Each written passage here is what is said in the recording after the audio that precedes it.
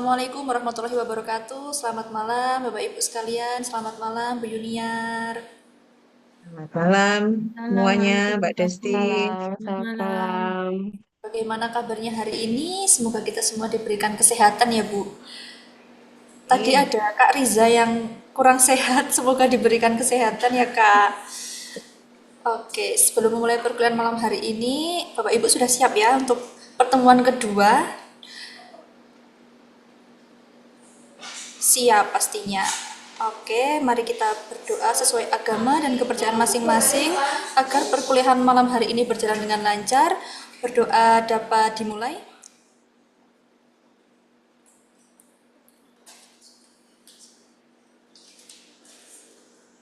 Berdoa dapat diakhiri. Langsung saya serahkan kepada Bu Yuniar. Monggo Bu Yuniar. Oke, makasih Mbak Desti. Semuanya semangat ya. Masih pertemuan kedua loh, masih belum ketiga sampai ketujuh ya. Nah, mudah-mudahan tetap semangat karena meskipun malam ya, karena memang ini memang harus kita lalui. Anda juga di sana bekerja, disambi dengan kuliah, saya yakin banyak kendala, itu adalah effort ya, effort khusus Anda untuk bisa mendapatkan apa namanya sarjana ya. Nanti kalau misalnya capek ingat nanti eh, gelarnya adalah SM gitu ya. Oke, saya mulai hari ini. Assalamualaikum warahmatullahi wabarakatuh untuk semuanya. eh saya izin share screen dulu. Sudah ya? Oke, Sudah Bu. jadi untuk bab 2 ini kita belajar tentang sistem perbankan. Kalau yang kemarin kita akan belajar di sistem moneter ya. Nah, sistem perbankan ini memang bagian dari sistem moneter tadi. Dan kemudian ada sumber dana intern. Nah, pasti kalau ada intern tuh pasti ada ekstern dong gitu ya. Kalau intern itu artinya adalah kalau kita membuat sebuah bank, mendirikan sebuah bank, itu dana internalnya itu adalah berasal dari modal sendiri. Seperti halnya kalau kita misalnya mempunyai bisnis, ya, didanai dari mana, tuh ya. Oke, masuk di sini. Untuk sistem perbankan, saya buat LKB di sini adalah saya singkat Lembaga Keuangan Perbankan. Nanti ada LKBB, itu lembaga keuangan bukan bank. Nah, kita lihat di sini kalau LKB itu ada dua, ada otoritas moneter dan ada lagi perbankan. Yang memegang otoritas moneter itu adalah Bank Indonesia dalam hal ini, ya. Kemudian kalau perbankan itu terdiri dari dua. Kalau kita tahu perbankan itu kan ada eh, Bank Umum ya dan BPR. Nah, kemudian yang masuk di sistem moneter itu hanya BI dan Bank Umum. Nah, sekarang pertanyaannya, kenapa kok BPR itu tidak masuk dalam sistem moneter? Dia hanya masuk di sistem perbankan saja. Karena masih ingat yang keterangan Bu Yuniar kemarin, BPR itu memang tidak boleh ikut serta dalam lalu lintas pembayaran uang giro. Jadi dia tidak menerima simpanan dalam bentuk giro. Sehingga BPR ini tidak mengeluarkan yang namanya cek dan biliet giro. Gitu ya. Nah, tetapi BPR ini tetap ya dia mempunyai simpanan, boleh bekerja di simpanan itu dalam bentuk tabungan, kemudian dan deposito. Dan tentunya untuk menyalurkan dana kepada masyarakat itu dalam bentuk kredit ya, kredit untuk yang paling banyak adalah UMKM. Itu tadi LKB. Sekarang yang KBB. Kalau lembaga keuangan bukan bank, sekilas di pertemuan pertama juga sudah Bu Yuniar jelaskan ya. Itu adalah terdiri dari lembaga pembiayaan ya. Kemudian lembaga pembiayaan itu contohnya adalah sewa guna usaha atau sering kita sebut leasing ya, pembiayaan. Jadi kalau kita pinjem, kita beli secara kredit gitu, pasti dealernya ya yang menghubungi bank. Kemudian yang kedua ada lagi anjak piutang dan kemudian modal ventura. Nah, untuk keterangannya ini kita bagi menjadi bab-bab tersendiri ya. Untuk usaha asuransi itu macam-macam juga bentuknya, ada yang ikut asuransi kerugian ya, ada asuransi jiwa, kemudian ada sosial. Kemudian untuk dana pensiun ini ada DPPK dan DPLK. Nanti ini bedanya adalah yang satu adalah miliknya sebuah usaha, sebuah perusahaan. Artinya begini, kalau mungkin Anda tahu Sinarmas Group ya, untuk assurance itu adalah termasuk DPPK. Sedangkan yang DPLK ini adalah misalnya AIA, kemudian prudensial. Jadi pesertanya adalah dari halayak umum ya, dari masyarakat luas. Kemudian pegadaian dan yang terakhir pasar modal. Ini meliputi bursa efek dan reksadana. Nah, ini penting. Kalau kita ditanya bank itu apa, gitu ya, apa yang ada dalam pikiran kita, bank itu tempatnya duit gitu kan ya. Nah, tapi sebetulnya bank itu suatu instansi atau lembaga keuangan yang tugasnya operasionalnya adalah ada tiga, funding, lending, sama service. Nah, funding itu apa? Menghimpun dana. Jadi ada tiga ya, ingat ya. Funding, lending, sama service. Yang disebut saat kegiatan funding itu adalah pada saat bank menghimpun dana. Nah, menghimpun dana ini yang kita tahu apa biasanya? Dalam bentuk simpanan, Tabungan. tabungan, ya, deposito, dan giro. Gitu ya. Nah, kemudian kegiatan yang berikutnya adalah lending. Kalau tadi funding itu adalah mengumpulkan dana, ya. Kalau lending itu justru memberikan pinjaman ya kepada masyarakat.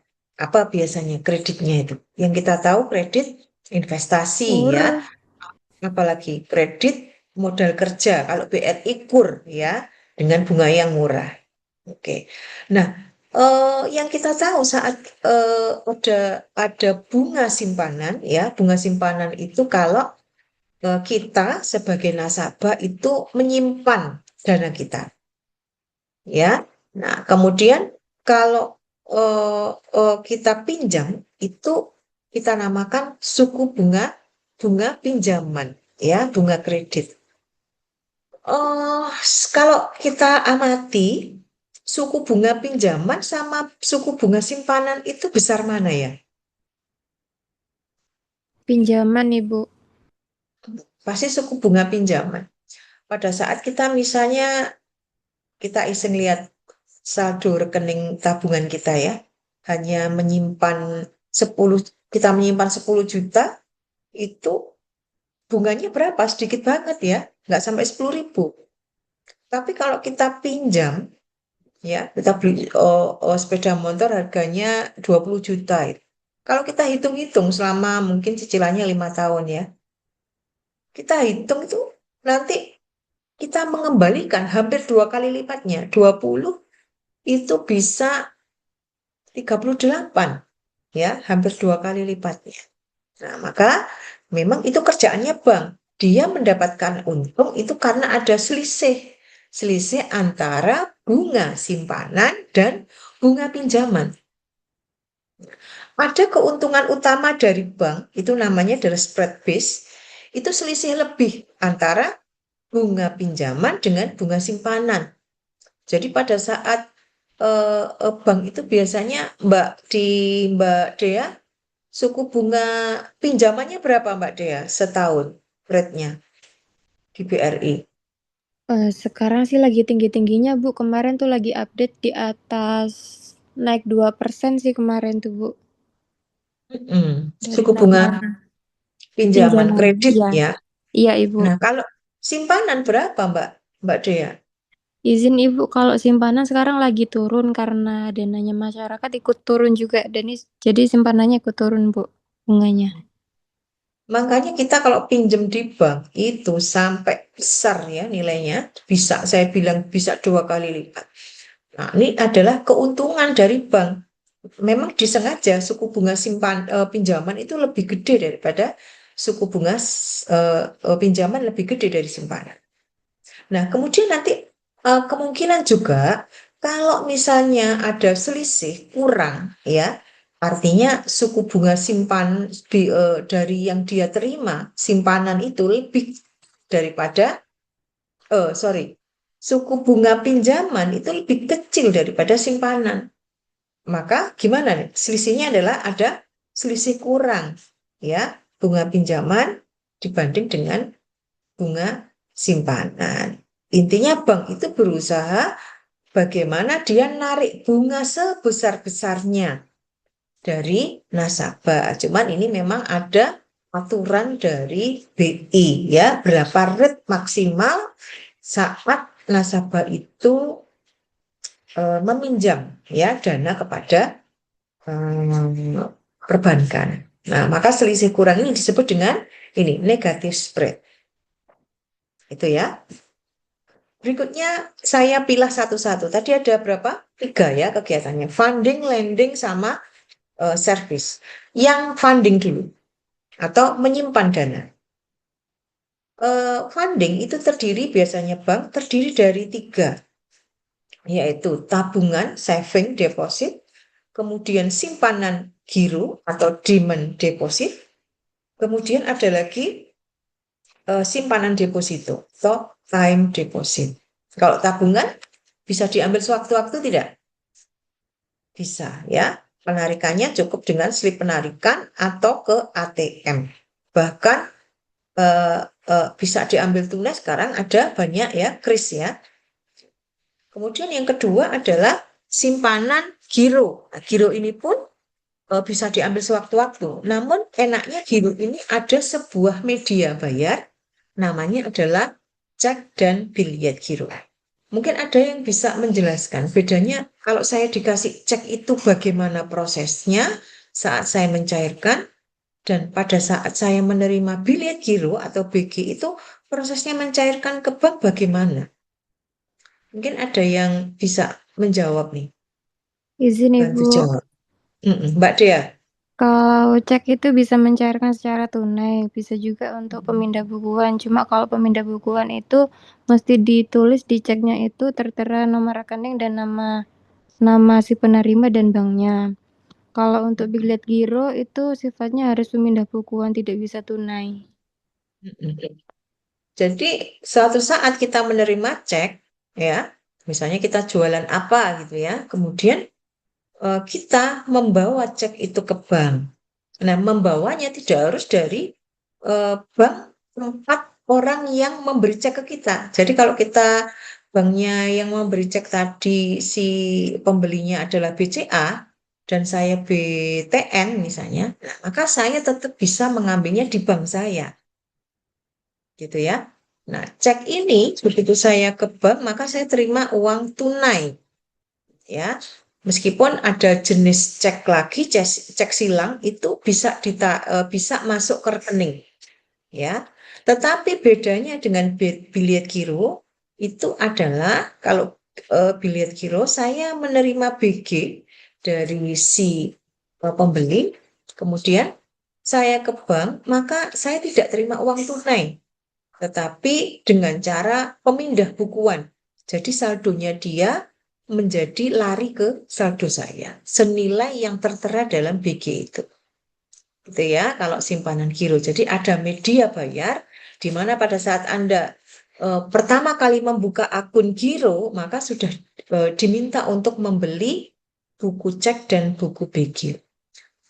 Mungkin Mbak Dea bisa informasi satu buku cek atau satu buku BG itu ada berapa lembar ya Mbak Dea ya? 70 Ibu. 70 lembar ya? Iya. Oke, makasih Mbak Dea. Sama-sama, Ibu. Kalau di BRI berapa biayanya, Mbak, beli buku cek sama buku BG? Kalau cek sekarang lagi naik-naiknya Ibu karena sekarang lagi banyak itu, lagi bisnis itu lagi kencang-kencangnya soalnya. Kalau semisal sekarang itu lagi turun itu yang BG, jadi lebih mahal cek biasanya itu kemarin ini sempat naik kok Ibu yang cek itu dibandingkan BG. Sekitar berapa, Mbak, satu bundle buku? Satu bundle itu mungkin di bawah 1 juta, di atas 500.000 Ibu. Ya, ya, Itu ya. yang cek Oke. kosong itu sih Ibu. Hmm, hmm, hmm, hmm. Oke, jadi bentuknya untuk cek sama BG itu seperti kwitansi harusnya, tapi dia punya apa ya, kertasnya ya, karena Anda harus memperlakukan cek dan BG itu seperti uang. Jadi tidak boleh menempatkan sembarangan di atas meja ya. Jadi diletakkan di brankas ya.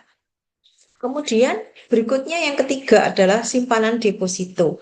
Jadi pada saat nanti Anda berniat untuk meletakkan dana dalam bentuk deposito, maka ada perjanjian awal di situ Anda diminta untuk menyebutkan akan disimpan selama berapa bulan gitu ya. Kecuali nanti ada namanya deposit on call. Itu jangka waktunya 1 sampai 7 hari saja. Biasanya yang menyimpan deposit on call ini adalah sama-sama perbankan ya. Dan pada saat mau mengambil itu harus menghubungi bank itu dulu ya. Jadi dalam dalam jumlah yang besar, tapi nyimpennya dalam beberapa hari saja, gitu ya. Kemudian yang kegiatan kedua selain funding itu adalah lending. Nah, lending ini menyalurkan dana. Nah, dananya biasanya apa? Kreditnya. Ada yang kredit investasi, ya. Kemudian ada lagi kredit modal kerja. Bedanya kalau kredit investasi ini jangka waktu mengembalikan ya, itu relatif panjang. Jadi lebih dari 1 tahun. Tapi kalau kredit modal kerja itu biasanya waktunya lebih pendek ya. Misalnya keperluannya untuk modal kerja ini membeli bahan baku dari supplier ya. Kemudian untuk operasional perusahaan misalnya bayar gaji karyawan gitu ya. Dan mungkin masih ada lagi kredit-kredit yang lain ya, kredit konsumtif dan sebagainya. Gantung dari banknya. Oke ya. Kemudian service. Kalau service ini banyak, artinya adalah eh, bank banyak membuka layanan-layanan selain kegiatan funding dan lendingnya. Ya, yang paling terkenal yang sering kita jumpai adalah transfer. Ya, nah, transfer ini kegiatan ngirim uang lewat bank, bisa di bank yang sama maupun beda bank ya. Hanya kalau beda bank biasanya ada biaya adminnya. Kemudian untuk clearing, ada inkaso. Jadi kalau saya ngomong clearing sama inkaso, itu berhubungan sama warkat. Warkat itu apa? Warkat itu surat berharga, seperti yang Bu Yuniar jelaskan tadi, cek dan BG. Jadi clearing sama inkaso ini timbul sebetulnya karena antar bank itu ada kegiatan hutang piutang. Contoh misalnya, pada saat nasabah Bank BTN itu memberikan cek kepada Bank BCA, ya, nasabah Bank BCA, maka nasabah Bank BCA ini tidak perlu mencari Bank BTN, tapi cukup menunjukkan ceknya itu ditunjukkan ke Bank BCA-nya. Jadi ngambilnya bisa di banknya sendiri, tidak perlu ke BTN. Jadi tidak perlu menyesuaikan banknya si pemberi cek. Nah, maka di sini timbul pertanyaan, kok bisa dia nasabahnya BTN tapi minta duitnya di Bank BCA? Nah, karena itu prosesnya memang hutang piutang. Jadi ditalangi dulu oleh si Bank BCA. Begitu juga sebaliknya. Maka di akhir hari pasti ada hitung-hitungan. Ya, BCA pinjam ke berapa BTN, BTN minjem berapa ke BCA. Itu ya. Nah, ada nanti istilah kalah clearing sama menang clearing gitu ya. Nah, kalau clearing ini antar banknya itu adalah masih di dalam kota. Ya, misalnya BCA Malang dengan BRI Malang itu masuk di istilah clearing. Tapi kalau inkaso, ya, inkaso ini antar banknya si A dan si B ini bertransaksi beda kota, ya, beda wilayah BI atau bahkan bisa di luar negeri. Nah, kalau seperti ini ada dua lokasi di mana beda kota, maka penyelesaiannya adalah bank dengan cara inkaso, gitu ya. Kemudian bisa dengan banknote. Banknote itu jasa penukaran falas. Jadi seperti money changer itu ya. Banknote ini jual beli banknote ini menggunakan kurs ya, nilai tukar rupiah dengan nilai tukar mata uang apa yang ingin ditukar. Berikutnya safe deposit box. Nah, ini semacam apa kotak gitu ya untuk menyimpan barang-barang berharga di mana si nasabah ini merasa kurang aman kalau menyimpannya di rumah. Jadi misalnya dokumen-dokumen penting, ijazah, kemudian sertifikat rumah, kemudian bahkan perhiasan bahkan ya. Nah, itu bisa disimpan di situ. Kemudian bank draft. Ini adalah wesel yang dikeluarkan oleh bank pada para nasabahnya. Jadi kalau wesel ini bisa diperjualbelikan, ya. Kemudian kartu kredit. Nah, apa ini kartu kredit? Kata orang, kartu kredit itu kartu bebas miskin ya. Meskipun nggak punya duit tapi bisa beli-beli. Tapi ingat akhir bulan ya tagihannya. Nah, jadi ini siapa yang nggak punya kartu kredit? Semua punya ya? Saya ibu nggak punya. Nggak punya ya. Seperti saya kalau nggak ada duit ya sudah nggak beli gitu ya. Daripada punya kartu kredit itu apa ya? eh, eh, menstimulasi orang untuk belanja-belanja gitu ya. Kemudian yang bank garansi. Nah, bank garansi ini biasanya dipakai saat ada kontraktor ya, ada project gitu ya. Ada misalnya PT Telkom meminta CVA untuk mengerjakan pemasangan listrik, pemasangan telepon kalau Telkom ya. Nah, maka dia nggak punya dana. Si yang pemberi proyek ini kan khawatir dia ini bisa membayar atau tidak ya. Maka melalui bank garansi ini memberi jaminan kepada CVA agar proyeknya segera jalan. Jadi kalau misalnya ada sesuatu hal yang tidak diinginkan, maka bank bersedia untuk membayar semua biaya atau dana yang dikeluarkan untuk proyek itu. Gitu ya. Tapi ini berarti si CVA harus mempunyai apa? Suatu tingkat kepercayaan dari bank ya. Maka di bank ini benar-benar apa? Benar-benar mau menjamin. Nah, ini kan butuh kepercayaan. Kemudian yang berikutnya adalah letter of credit. Nah, letter of credit ini seringkali digunakan saat jual beli internasional, jadi ekspor impor. Bank LC ini dikeluarkan oleh kalau misalnya saya ini adalah eksportir ya.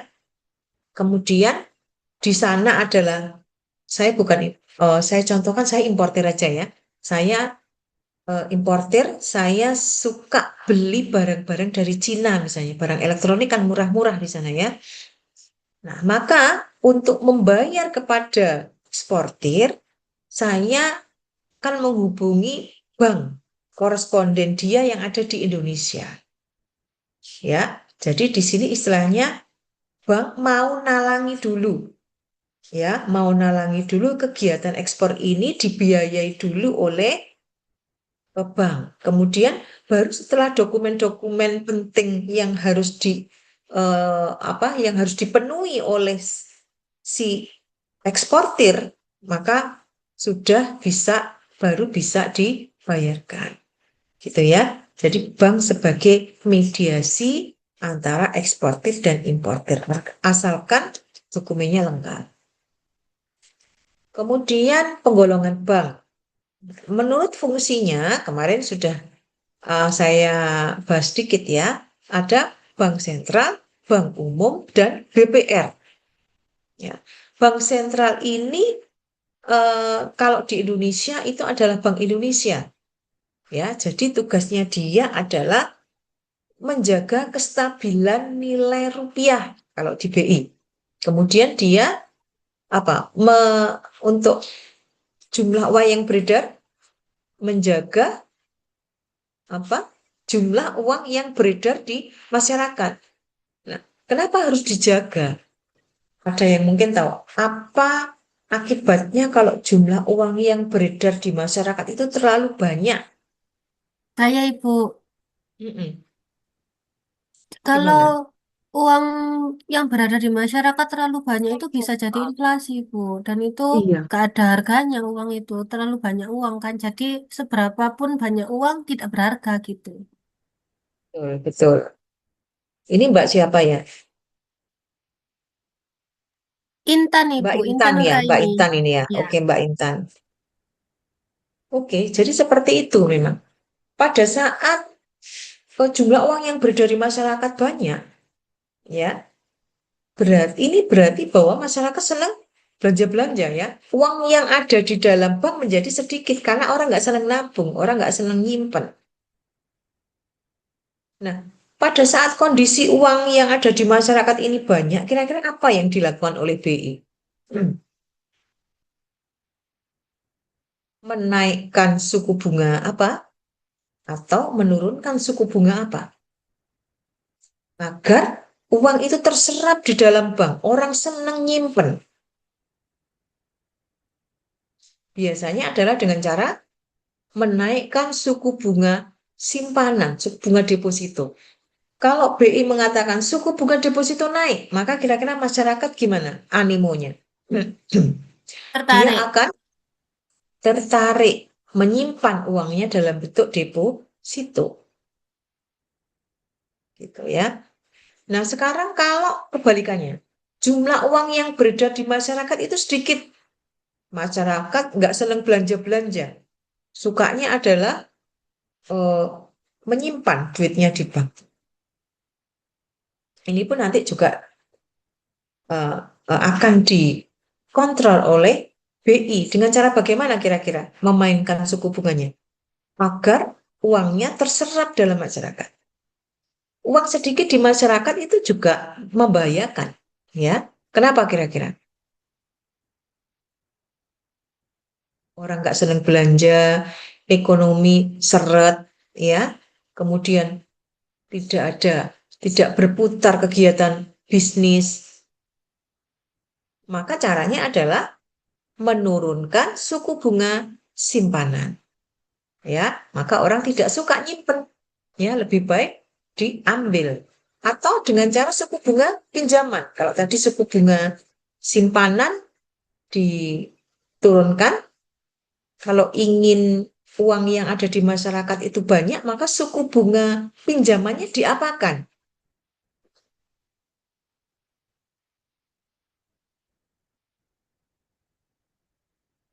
Diapakan kira-kira? Yang dilakukan oleh BI, kalau tadi biar uang yang beredar di masyarakat itu banyak, maka suku bunga simpanannya diturunkan biar orang nggak senang nabung. Itu mainnya di suku bunga simpanan. Kalau di suku bunga pinjaman, kira-kira caranya gimana?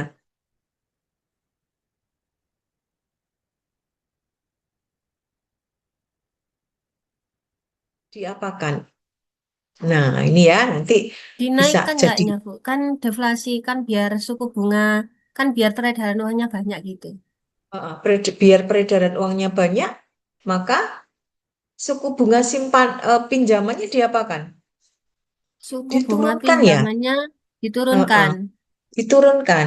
Karena kalau suku bunga pinjaman turun, akhirnya gimana? Pinjaman turun, orang akan Tertarik. tertarik untuk ngutang gitu kan ya. Nah, kalau banyak utang berarti uang yang beredar di masyarakat juga tinggi. Jadi itu yang dimainkan biasanya untuk BI. Memainkan suku bunga simpanan dan suku bunga pinjaman. Yang kedua adalah bank umum. Bank umum ini contohnya apa ya? Kalau kan bank umum ada swasta, ada punya pemerintah ya. Apa contohnya bank umum? Himbara, Ibu. Iya, Himbara, BRI, ya, BTN, masuk di bank umum milik pemerintah. Yang swasta, BCA. BCA, Bank BCA, Duta, ya, Mandiri. oke, Bank Danamon, Bank Mandiri yang masuk di bank umum. Tergantung ini swasta atau pemerintah. Yang ketiga adalah BPR. BPR ini apa contohnya ya? Banyak ya, BPR Gunung Ringgit, BPR Gunung Gangsir gitu ya. Nah, intinya dia hanya menerima simpanan dalam bentuk tabungan dan deposito saja. Tidak bisa menyimpan dalam bentuk giro. Beda sama bank umum. Kemudian menurut pemiliknya, kalau tadi menurut fungsinya, sekarang menurut pemiliknya. Berarti yang miliki apa? Pemerintah atau swasta atau milik siapa? Kalau pemerintah itu tadi ya, contohnya BRI, BTN. Kalau swasta, BCA, Bank Duta, Bank Danamon. Kalau koperasi, anggotanya, nasabahnya adalah semua koperasi. Koperasi-koperasi, milik koperasi dananya. Ya. Kemudian bank milik asing, dananya dari milik apa? Dana asing. Contohnya apa?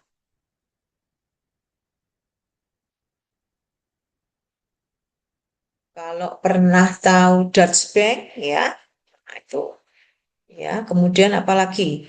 Biasanya adalah bank-bank eh, internasional yang punya cabang di Indonesia. Kemudian bank milik campuran, artinya milik dananya punya asing dan punya nasional. Menurut statusnya, ada yang disebut bank devisa, artinya dia kalau devisa itu bisa bertransaksi dengan valuta asing. Tapi kalau non-devisa tidak diperbolehkan menggunakan transaksi yang menggunakan uang asing. Menurut cara menentukan harga, Anda mungkin tahu secara konvensional ya dan menggunakan prinsip syariah. Nah, untuk yang konvensional ya seperti apa nih konvensional?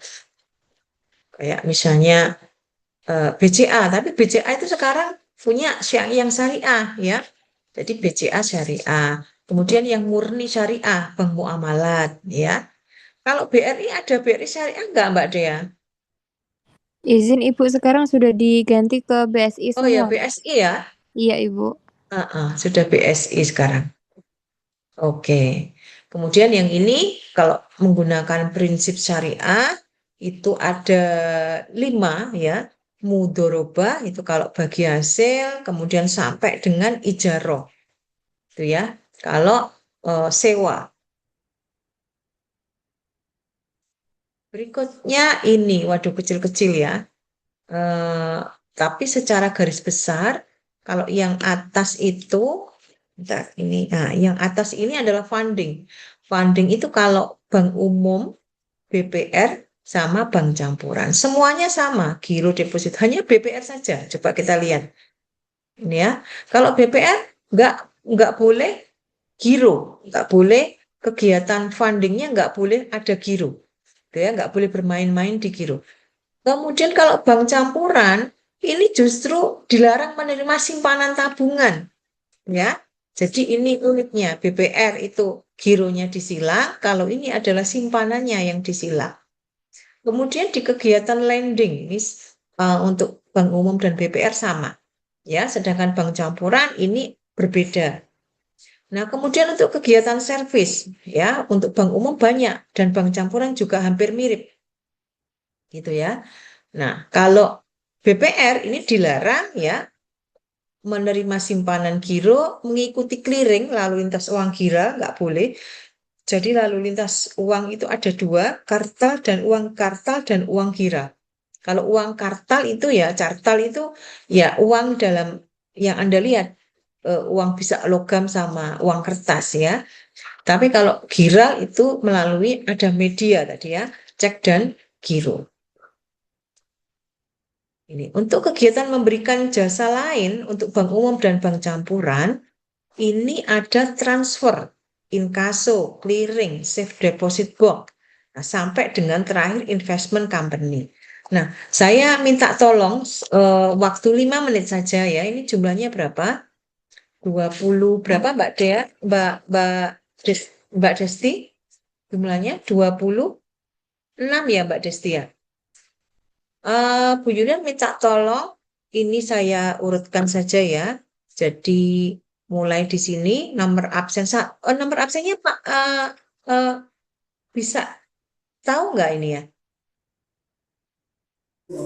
Sepertinya ini ada mahasiswa yang barusan KRS juga, Bu. Coba Oh iya cek iya, dulu di Simakan deh. iya coba dicek dulu atau sebentar saya lihatkan di Simaka. Tambahannya cuma satu, Bu. Ini ada 26. Oh iya, mungkin ada yang tidak tahu namanya ada di nomor berapa gitu ya. Sebentar, ini nomor 2. Ini kan manajemen semua ya. Oh, dua, dua ini ya, Mbak. Dua prodi ini, manajemen sama akuntansi, betul kan? Iya, iya, Bu, benar. Heeh. Ini 26. 26 ini sudah masuk semuanya apa? Belum. Sudah, Bu, itu sudah iya akuntansi sama manajemen. Oh iya, sudah akuntansi. Coba bagi yang ini, yang lupa nomor absennya, siapa nih? Ahmad Fati, nomor 1, Adi 2, Kusyairi 3, Ahsin 4, Alvita 5 ya.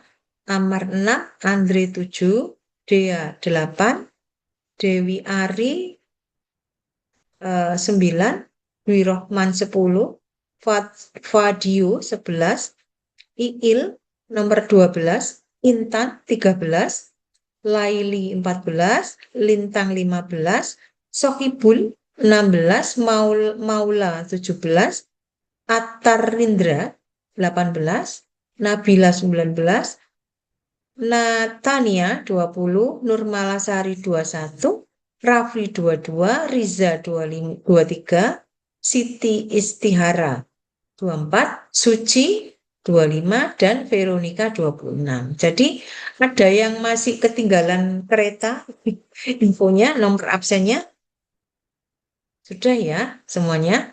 Oke, saya kembali lagi ke PPT saya. Nah, karena 26 tadi mahasiswanya, ini coba Bu Yuniar minta tolong mengartikan ya, mencari tahu sambil memberikan contoh, misalnya A bertransaksi dengan B gitu ya. Nomor 1, absen 1, nomor 2, inkaso, jelaskan pengertiannya dan contoh. Nomor 3, clearing. Nomor 4, SDB, safe deposit box. Kemudian 5, nah 5 ini ya, 5 bank card. Siapa yang nomor 5 absennya? Kemudian nomor 6 ini ya, nomor 6 banknote, nomor 6 banknote, nomor 7 bank garansi, 7, nomor 8 bank draft. Jadi 5, 6, 7, 8. 8 bank draft. Bisa dipahami ya? Setelah 8, nomor 9. Jadi LC dikerjakan oleh nomor absen 9. Nomor absen 10, traveler's check. Kemudian nomor 11 adalah nerima setoran. Ini tolong dijelaskan nomor 11. Nah, nomor 12, underwriter 12, nomor 13 guarantor 12,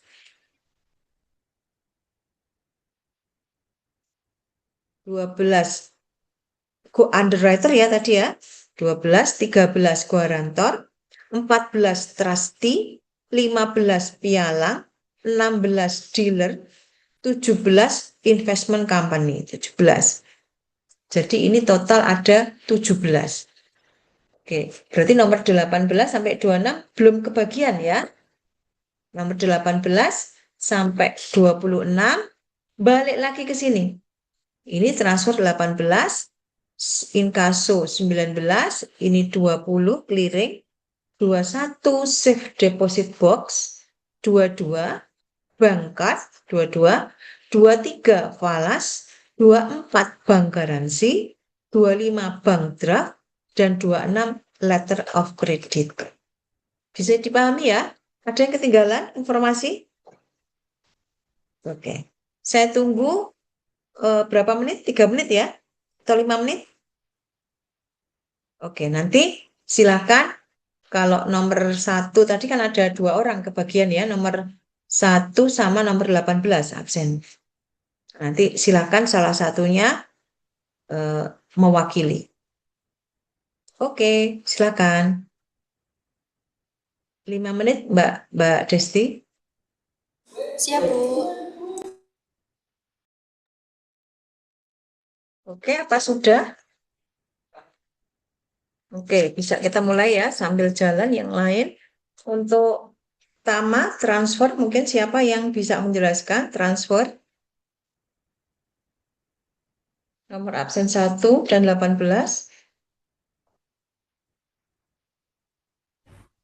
Adakah? Kalau Izin tidak menjawab. ada, ya. Nama? Nama saya Muhammad Atarindra, Ibu. Saya izin off cam ya. Ya, oke. Oke, untuk transfer saya rasa semuanya udah pada paham ya. Jadi untuk transfer adalah kegiatan memberikan jasa lain seperti kegiatan memberikan jasa lain seperti transfer itu adalah aktivitas pelayanan yang biasa dilakukan oleh lembaga keuangan, biasanya bank, untuk memindahkan sejumlah uang dari satu rekening ke rekening lain. Contohnya, seorang nasabah Bank BCA mentransfer uang sebesar 500.000 ke rekening temannya di Bank Mandiri untuk membayar pesanan online. Oke, terima kasih. Berikutnya yang menjelaskan inkaso atau collection. Baik, Bu. Sebutkan nama. Muhammad Sohibur Rozak Al-Azizi. Sebelumnya Iya, saya silakan. izin off cam Iya, dikarenakan masih kerja. iya. Inkaso adalah proses penagihan utang atau piutang kepada pihak yang belum membayar.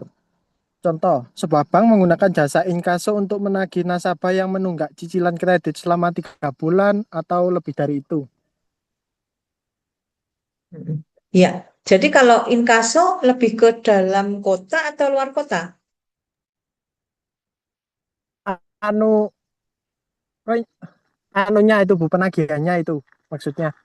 Iya, jadi inkaso itu proses penagihan antar bank, ya.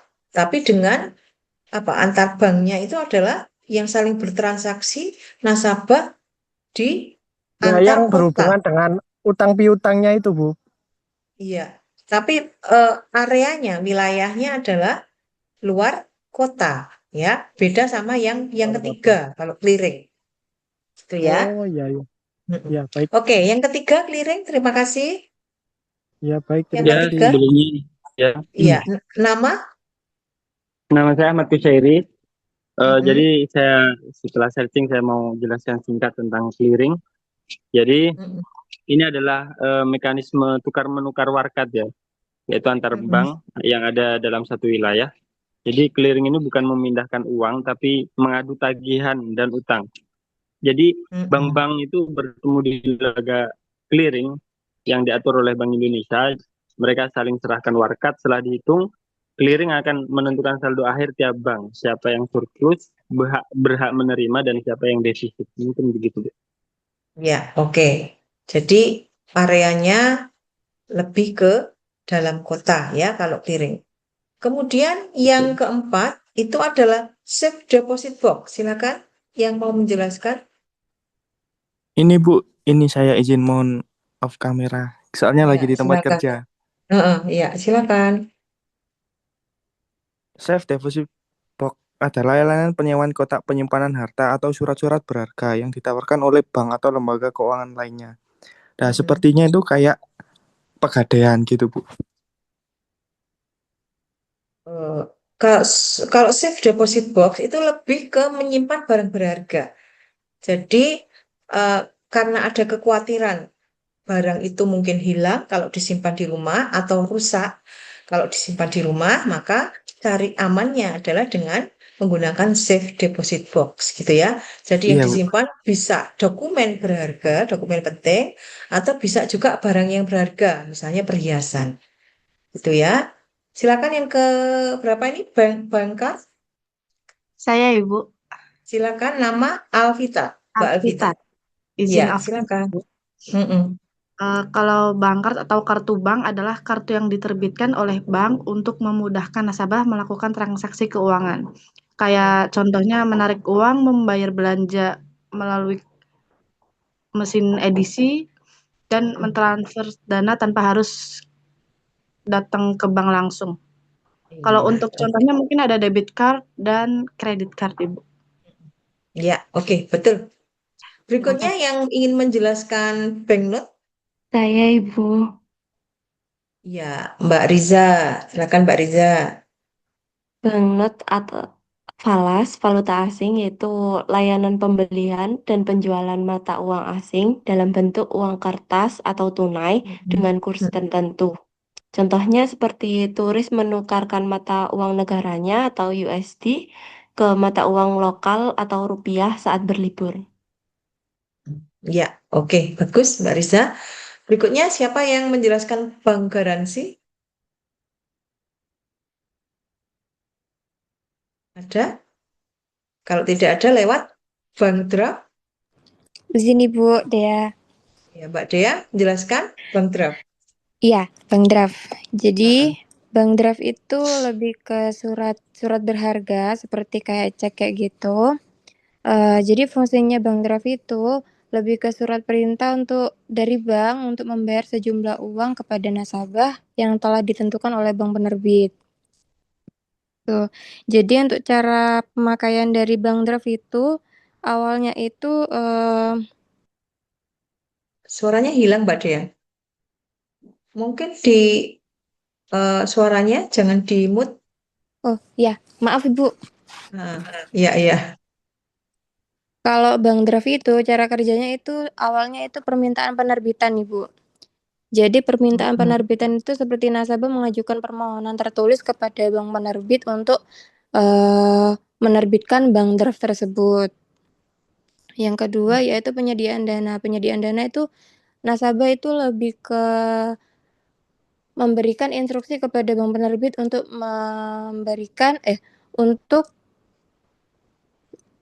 maaf Ibu, penyediaan dana itu lebih seperti dari bank penerbit memberikan instruksi kepada nasabah untuk menyetorkan uang sejumlah yang di surat berharga tersebut.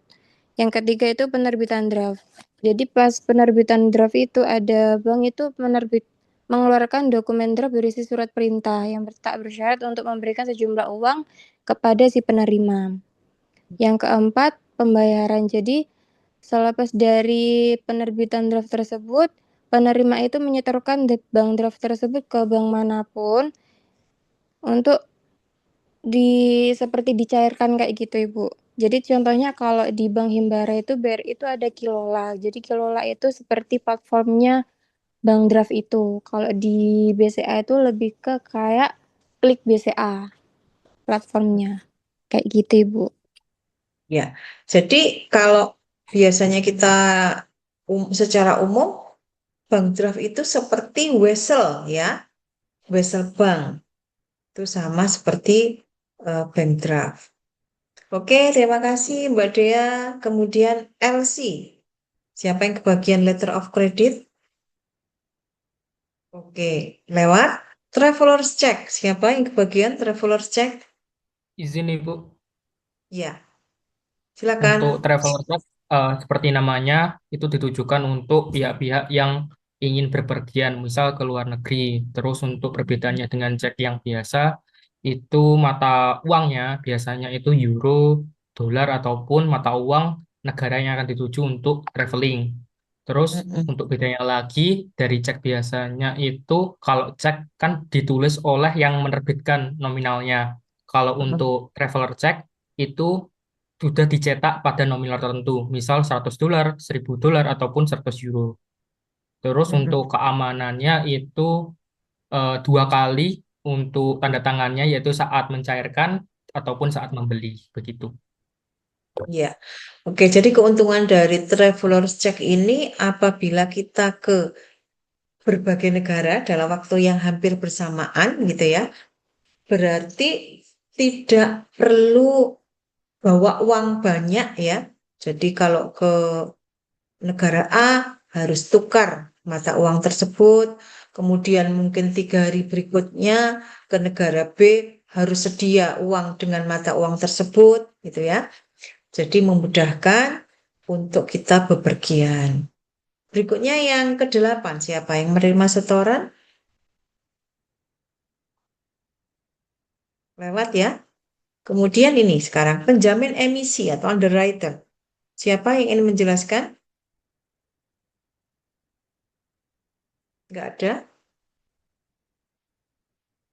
Jadi kalau penjamin emisi itu kadang kalau ada perusahaan yang baru menerbitkan saham awal IPO ya, itu biasanya bank mau menjamin bahwa sahamnya itu pasti laku, gitu ya. Jadi bank di sini perannya adalah sebagai penjamin emisi bahwa sahamnya pasti laku, gitu ya. Kemudian ada lagi sebagai penjamin, guarantor. Nggak ada ini. Kemudian sebagai wali amanat. Izin Ibu, Ya, nama Mbak nama Laili. Hudria. Wali amanat itu adalah pihak yang berperan mewakili kebutuhan pemegang efek bersifat utang. Hal itu juga mencakup saham, obligasi, atau surat utang, Ibu. Ya, jadi wali amanat itu perwakilan resmi investor agar kepentingannya itu aman dan terjamin. iya. Jadi dia ini sebagai perantara menemukan antara penjual saham dengan pembeli calon investor, ya. Berikutnya sebagai dealer atau pedagang efek. Siapa yang ingin menjelaskan?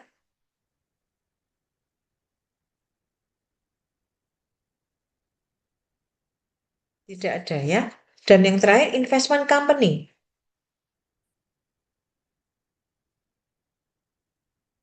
Nomor berapa ini? 17 ini. Ya, baik Ibu, Silakan. saya izin menjelaskan. Mbak Maula.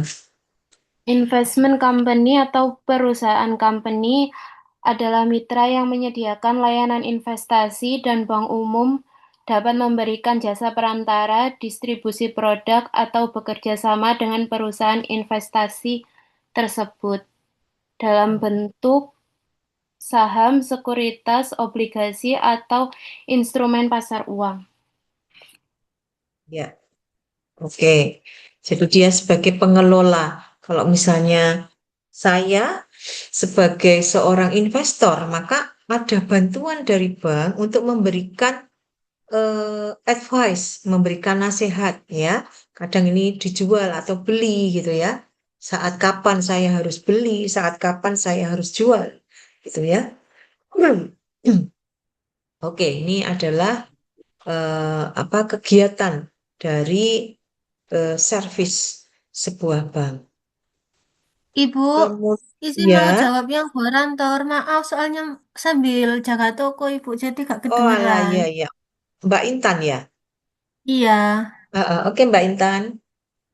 jadi guarantor atau penjamin itu pihak ketiga yang memberikan jaminan atas kewajiban finansial pihak lain atau debitur dengan tanggung jawab untuk memenuhi kewajiban jika debitur atau penyewanya gagal membayarnya.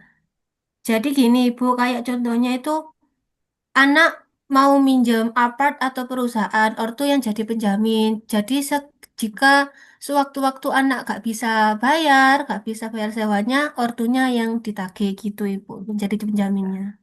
Ya, sebagai penjamin ya intinya. Oke, terima kasih Mbak Intan. Oke, semuanya masih semangat ya. Coba eh kita agak mendinginkan suasana ya, dan untuk menghilangkan mungkin ada yang ngantuk itu ya. Coba semuanya angkat tangannya semua. Ya, ke atas, ke samping, ke atas lagi, ke samping. Ya, letakkan di atas. Oke, cukup. Oke, masih semangat ya? Oke. Nah, sekarang untuk bank yang dibedakan menurut apa ini ya? Bentar, bentar. Ada kantor pusat. Kadang kita akan tahu kantor pusat sebuah bank itu ya berdasarkan kantor. Kemudian ada kantor cabang penuh sampai kantor kas. Intinya untuk kantor pusat itu adalah sebagai kantor manajemennya. Kantor pusat sebagai manajemennya. Dan kantor kas ini dia ini unit terkecil ya dari kantor-kantor yang ada. Biasanya kegiatannya ini hanya meliputi teller saja atau kasir saja. Nah, Anda mungkin pernah tahu ada mobil kas keliling ya. Nah, itu tujuannya adalah membantu para nasabah apabila kesulitan di transportasi untuk menuju banknya. Gitu ya. Mungkin sampai sini ada pertanyaan?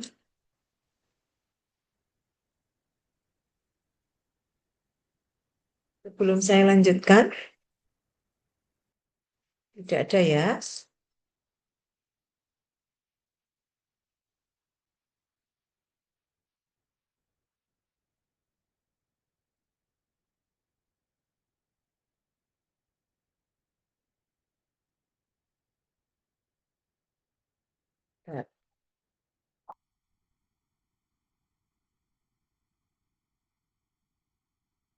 Oke, kita masuk di sumber dana internal ya atau modal sendiri. Kadang kita bertanya-tanya ya kalau orang mempunyai bisnis itu modalnya dari mana, gitu ya. Nah, kalau disebut dengan dana internal bank itu ada 3 modalnya, ya. Modal, namanya modal sendiri kalau internal. Kalau eksternal beda lagi nanti. Kalau yang eksternal akan kita bahas di bab berikutnya. Untuk modal sendiri, yang pertama adalah dari modal disetor. Kemudian yang kedua adalah cadangan laba. Dan yang ketiga adalah dari agio saham. Gitu ya. Nah, kita coba lihat satu-satu apa itu yang disebut dengan modal disetor. Jadi kalau modal disetor itu adalah modal yang benar-benar diberikan, diterima ya, atau disetorkan oleh para pemegang saham kepada banknya. Ya. Nah, jadi nanti ada istilah modal dasar gitu ya. Itu beda dengan modal disetor. Kalau misalnya modal dasarnya itu di sebuah bank 1T ya. Kemudian dari kebutuhan 1T itu yang sudah disetor 700M misalnya. Maka yang disebut dengan modal disetor ya yang bukan 1T tapi yang 17M. Itu ya. Jadi intinya modal disetor adalah modal yang disetorkan oleh para pemegang saham ke dalam banknya. Kemudian yang kedua adalah cadangan laba. Jadi kalau cadangan laba itu seperti laba ditahan. Kalau misalnya suatu saat bank itu mendapatkan laba ya, maka sekian persen untuk dividen, sekian persen untuk tetap mengendap di bank. Kalau misalnya suatu seperti usaha saja ya, labanya 100 juta. Dari 100 juta itu pasti kepikiran mana atau berapa yang dibagikan sebagai dividen. Dividen itu adalah keuntungan yang diberikan oleh para pemegang saham ya sebagai balasan atau sebagai return yang diberikan atas usahanya memberikan dana kepada kita. Jadi cadangan laba atau sering disebut dengan laba ditahan itu adalah laba yang tidak diberikan ya kepada para investor atau laba yang diberikan untuk kegiatan usaha bank selanjutnya. Sekian persen dividen, sisanya dimasukkan lagi kepada bank. Gitu ya. Berikutnya agio saham. Agio saham ini adalah keuntungan kalau kita saat beli saham, misalnya dulu saat beli saham itu harganya 1 lembar 1.000. Kemudian seiring dengan berjalannya waktu, satu lembar itu adalah 1.700. Berarti untung berapa ini? Saat beli cuma 1.000, saat jual 1.700. Berarti untungnya berapa? 700. Nah, 700 itulah yang disebut dengan agio saham. Mungkin ada yang bertanya, kalau sebaliknya gimana? Pada saat kita beli itu harganya per lembar 1.000. Kemudian saat mau jual, itu harganya 700. Karena kita takut harganya semakin melorot ya, semakin turun, maka meskipun harganya turun dari 1.000 ke 700, nekat kita jual. Gitu ya. Maka berapa kerugian kita? 1.000 dikurangi 700 sama dengan kerugiannya 300. 300. Maka itu disebut bukan agio saham, tapi bis agio saham. Gitu, paham ya? Jadi modal sendiri terdiri dari berapa tadi? 3. Modal di store, modal yang benar-benar disetor, ya, dari kebutuhan 1 juta disetor 700.000. Nah, itu namanya modal di store. Cadangan laba adalah laba yang tidak dibagikan kepada para investor, ya. Jadi laba yang bukan dividen. Ya, laba yang tetap ada di perusahaan tidak dibagikan sebagai dividen. Yang ketiga adalah agio saham, berarti selisih keuntungan antara saat harga beli saham kemudian dibandingkan dengan saat kita jual saham. Oke, itu ya. Contoh kasus nih. Misalnya Bank BCA, dia punya data seperti ini. Modal dasarnya itu 2M. Tapi dari 2M itu yang di-store cuma 1,2 M. Di-store oleh para investor. Cuman dapat dana 1,2 M. Kemudian laba tahun berjalan saat itu 500 juta. Dari 500 juta itu tidak dibagikan semuanya sebagai dividen. Tidak dibagikan kepada investor semua. Ya, yang 30% ditahan. Ya, yang 70% dibagi-bagi kepada investor. Berarti berapa nih? 500 juta dikali 30%-nya. Kemudian BCA pernah menerbitkan saham dulu. Ya, nilai nominalnya dulu satu lembarnya 1.000, dijual 1.500. Ya, jumlah lembar yang dijual 200.000 lembar. Jadi nanti tinggal dikalikan berapa keuntungannya 500 dikali 200 lembar. Nah, maka itu disebut dengan agio saham. Kemudian BCA juga menerbitkan obligasi. Ingat, obligasi itu bukan modal sendiri. Obligasi itu termasuk modal eksternal, ya. Obligasi adalah sama dengan utang, gitu ya. Maka obligasi ini tidak masuk sebagai modal sendiri. Sekarang pertanyaannya, Anda diminta untuk menghitung modal sendiri, ya. Ingat ada 3. Maka jawabannya apa? Modal di store tadi 1,2 M, cadangan labanya 30%-nya dari laba yang diperoleh hanya berapa yang ditahan di perusahaan? 150 juta. Kemudian agio sahamnya 500 kali 200.000. Berapa? 100 juta. Sehingga bisa ditebak berapa ini modal sendirinya tanpa obligasi loh ya. Karena obligasi itu dana eksternal, sumber dana eksternal. 1,2 M ditambah dengan 150 juta ditambah dengan 100 juta. Berapa total berarti? 1M 450 juta, Bu. Iya, betul. Gitu ya. Kemudian berikutnya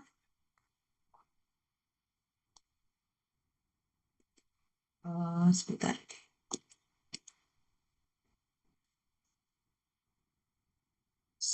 Studi kasus yang kedua. Kalau yang pertama tadi kita hanya menghitung modal sendirinya berapa. Nah, soal kasus yang kedua ini kita diminta untuk menganalisa. Dia ini, bank ini didanai lebih banyak modal sendiri atau dari modal eksternal. Modal eksternal itu berarti kita menerbitkan obligasi, ngutang berarti. Ya, jadi kalau obligasi itu kita punya menerbitkan kertas-kertas ya untuk dijual dan kemudian kita menerima dana. Nah, obligasi ini setiap bulan gitu ya, kita harus terbebani dengan bayar biaya obligasi atau kupon. Ya. Apa bedanya dengan saham? Menerbitkan saham sama menerbitkan obligasi, ada yang tahu mungkin?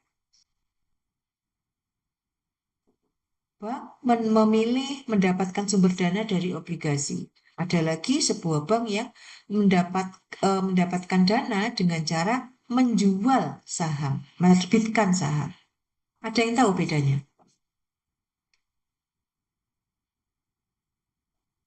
Ada yang tahu bedanya?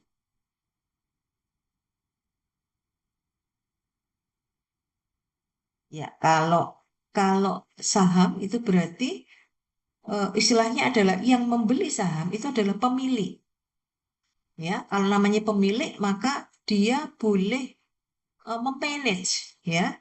Jadi pada saat nanti labanya turun, dia harus rela, ya, dividennya juga semakin kecil, ya. Pada saat sahamnya itu labanya naik, maka kemungkinan dia juga menerima dividen lebih banyak, ya. Cuman resikonya yaitu kalau saham itu resikonya lebih tinggi, high risk, high return. Nah, kenapa resikonya tinggi? Karena pada saat eh, sebuah perusahaan itu labanya kecil atau bahkan bangkrut, maka bisa jadi, ya, bisa jadi dividen tidak diberikan, gitu ya. Beda lagi kalau menerbitkan obligasi. Perusahaan atau bank yang menerbitkan obligasi untuk mendapatkan sumber dana, ya, maka meskipun bagaimana bentuknya kondisi keuangan sebuah usaha, maka si penerbit obligasi wajib membayarkan bunganya kepada para investor yang membeli obligasi itu. Ya, cuman jadi di sini kalau obligasi itu istilahnya adalah eh, eh, resikonya lebih kecil, gitu ya. Oke, sekarang studi kasus 2 ini saya misalkan Bank Danamon, dia punya data keuangan seperti ini nih. Modal di store-nya 3M, cadangan laba ditahan sudah diketahui 750 juta, AQ saham keuntungannya ya, itu adalah 500 juta. Kemudian dia menerbitkan obligasi. Jadi untuk yang dana internal, sebentar ini lasernya nih. Ini terdiri dari 3 ya, modal disetor, cadangan laba ditahan, sama AQ saham. Jelas ya? Kemudian obligasi itu modal eksternal, dia ngutang ke pihak lain, 1,5. Laba tahun berjalan ini adalah 30% ditahan sebagai dana, sebagai cadangan tambahan. Maka diminta total sumber dana. Nah, ingat, total sumber dana berarti dana intern dan ekstern, ya. Kemudian Anda diminta menganalisis bank ini lebih mengandalkan modal sendiri atau ngutang. Ya, ngutang itu berarti yang ini, obligasi ini. Yang pertama modal store dulu berapa? 3M. Terus kemudian cadangan laba awal adalah 750 tadi ya. Kemudian ada tambahan lagi. Maka total dana cadangan laba itu adalah 750 ditambah 360 ini. Jadi ada 2 ya cadangannya. Kemudian agio saham, keuntungan selisih. Tadi di soal berapa? 500 juta. Masuk di sini. Obligasi berapa? 1,5. Ini adalah total apa namanya modal sendiri dan modal eksternal, atau dengan kata lain modal internal dan modal eksternal.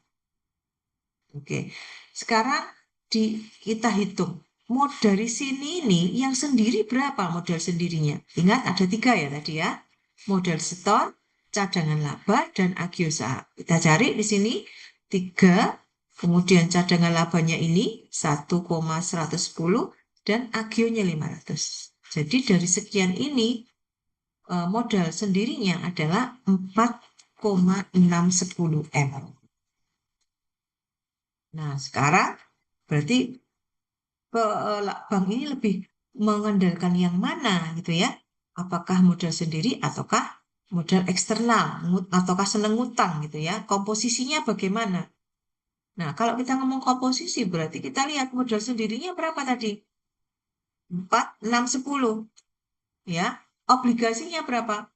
1,5. Sehingga perbandingannya modal sendiri dibanding obligasi adalah 4, 6, 10 dibanding 1,50. Ketemu 3.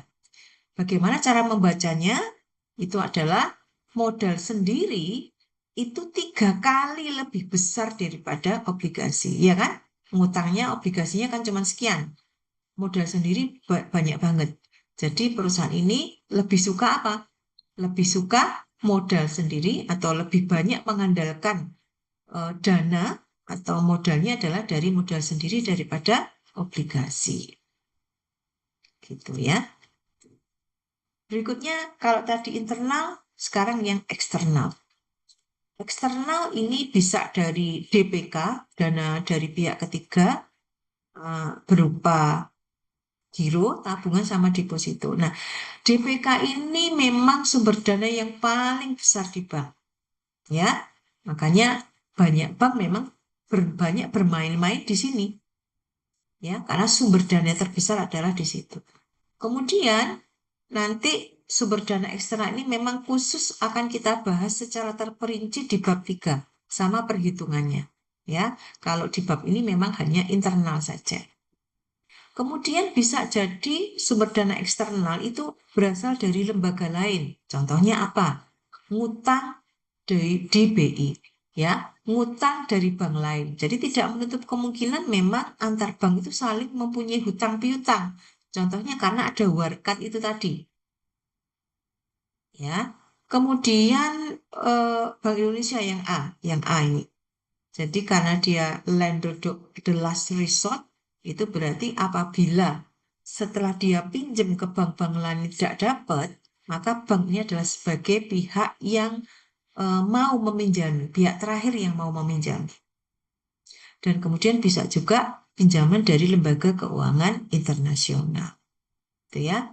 Ya mungkin ini Bu Yuniar yang bisa Bu Yuniar sampaikan untuk pertemuan hari ini. Untuk menutup pertemuan ini nanti pasti ada apa ya? Ada pertanyaan-pertanyaan untuk latihan. Saya bagi lagi. Sebentar. Mungkin Mbak Desti sambil dibantu untuk soal penugasannya. Siap, Bu. Sambil Mbak Desti persiapan. Ini ada pertanyaan, jumlahnya yang teori ada 27 dan ada yang hitung-hitungan, perhitungan ada 2, 28 dan 29. Nah, saya bagi karena ada 29 orang, nanti yang terakhir dapat nomor 26 ya.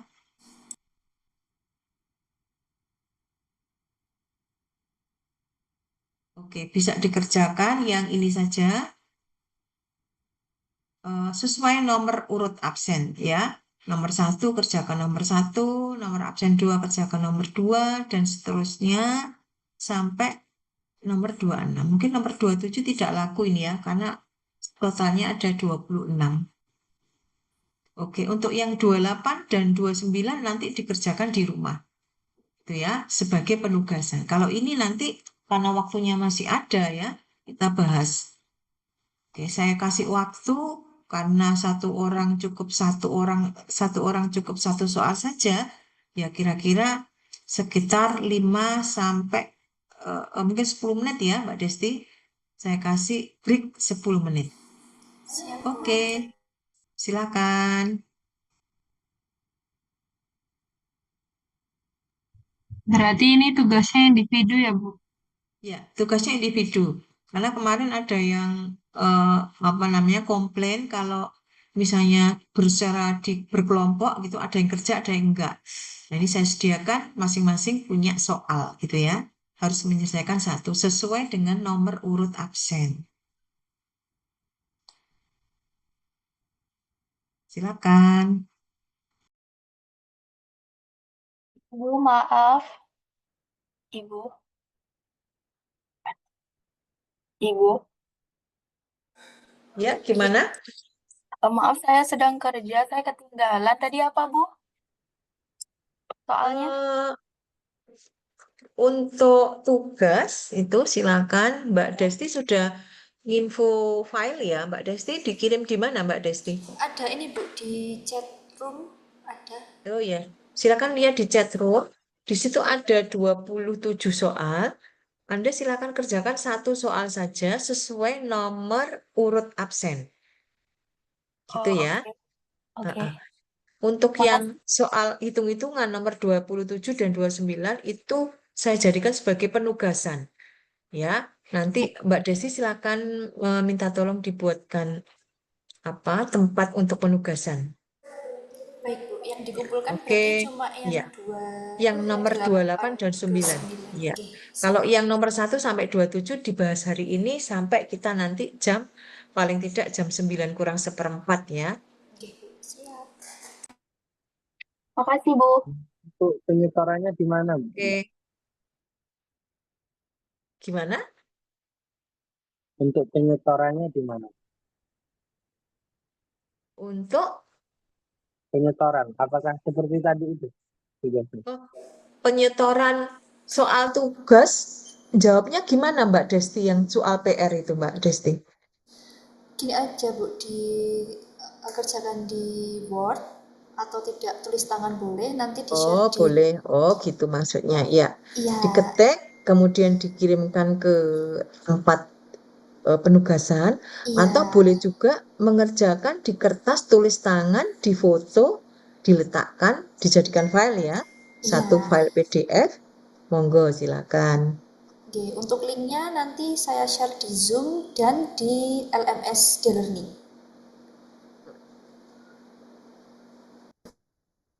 Bu izin nanya, Mm-mm. Ya. ini buat tugas yang kita kerjakan sekarang ini perlu diketik juga atau Oh, nggak usah? nggak usah. Jadi untuk yang tugas sekarang kan nanti akan kita bahas nih.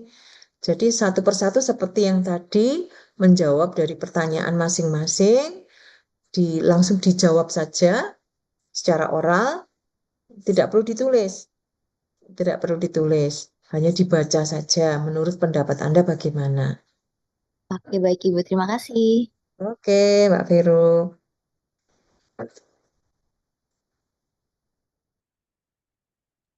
Kalau 10 menit berarti 20:17 atau 20:20 gitu aja Mbak Desti.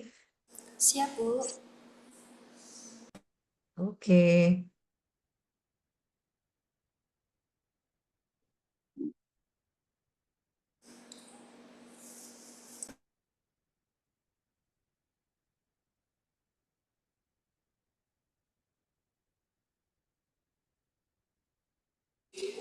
Untuk yang lupa sama absensinya bisa tanyakan ke saya.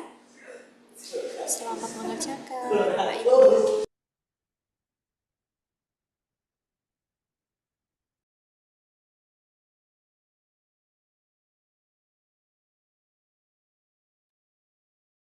Oke, Mbak Desti. Sudah 20:20 ya? Iya, Bu. Ya, oke, karena kebagian satu soal kayaknya nggak terlalu sulit ya. Oke, saya mulai yang nomor 1. Sebentar, saya lihatkan soalnya.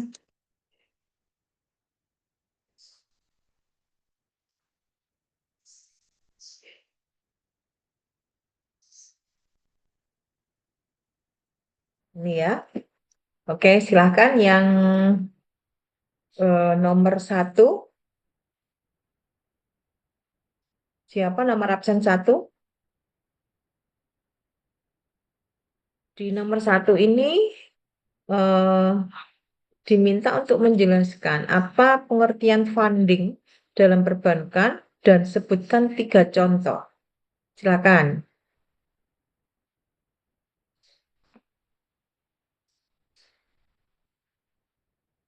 Nomor absen 1,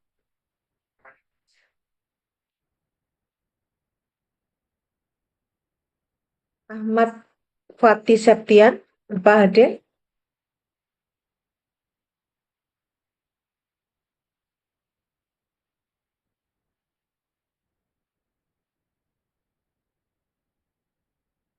Nomor 1, silakan. Nggak hadir ya Mbak Desti nomor 1? Hadir Bu, tapi sepertinya mungkin tidak ada di tempat. Oh iya, Iya, tapi tapi tapi tapi ada tapi di hadir gitu ya. iya. Oke. Oke. Kalau gitu lanjut di nomor berikutnya. Nomor berikutnya, sebentar saya tak buka.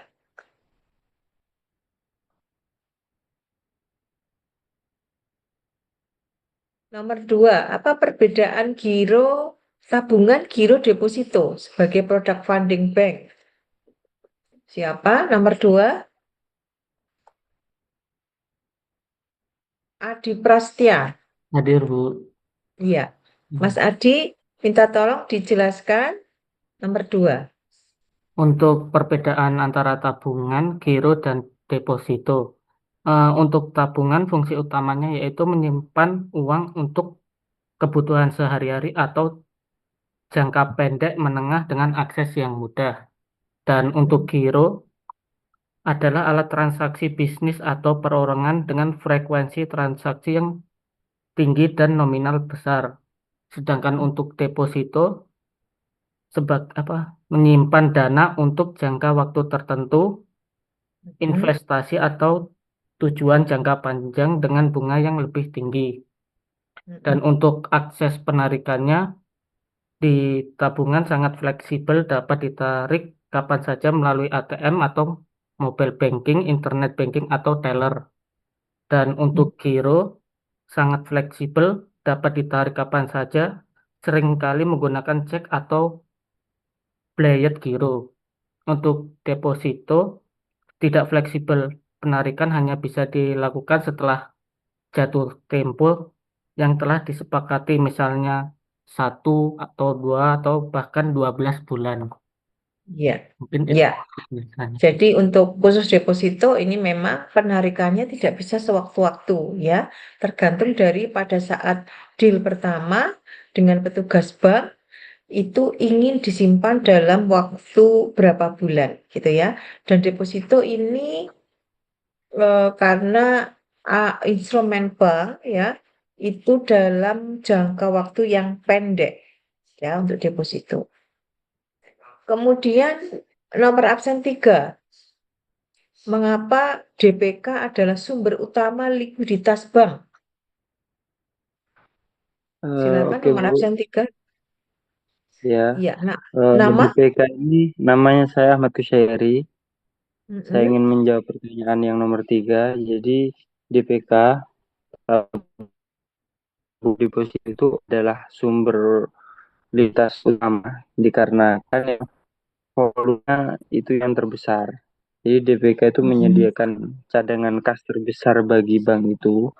Kemudian dana ini stabil. Jadi mayoritas dana tabungan dan giro itu bersifat stabil, mengendap, dan itu dapat langsung digunakan bank untuk operasional. Jadi memastikan bank itu selalu siap untuk membayar kewajiban. Jadi singkatnya DPK itu bisa disebut sebagai nafas keuangan utama dalam bank itu, Bu. Mungkin sekian, Bu. Terima kasih. Ya, jadi memang paling banyak ya, karena paling banyak ya dia sebagai sumber likuiditas, bahkan di sini sampai 70 sampai 80%.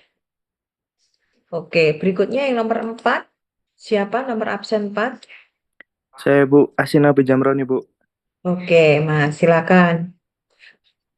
Strategi bank untuk meningkatkan penghimpunan dana dari masyarakat, bisa disebut juga DPK. Sangat beragam dan kompetitif, seperti 1. Inovasi produk. Inovasi produk itu meluncurkan produk tabungan, deposito, dan giro yang kompetitif atau disebut juga suku bunga atau bagi hasil menarik dan bervariasi. Terus menyediakan layanan terbaik seperti cepat, ramah, dan mengembangkan aplikasi digital yang mudah digunakan seperti mobile banking untuk kenyamanan transaksi. Terus 3, peluasan akses. seperti memperluas jaringan kantor cabang atau layanan di lokasi strategis. Dah, Mm-mm. Bu. Ya, ya itu beberapa yang strategi ya. Gimana caranya kita itu bisa menghimpun dana masyarakat begitu tinggi.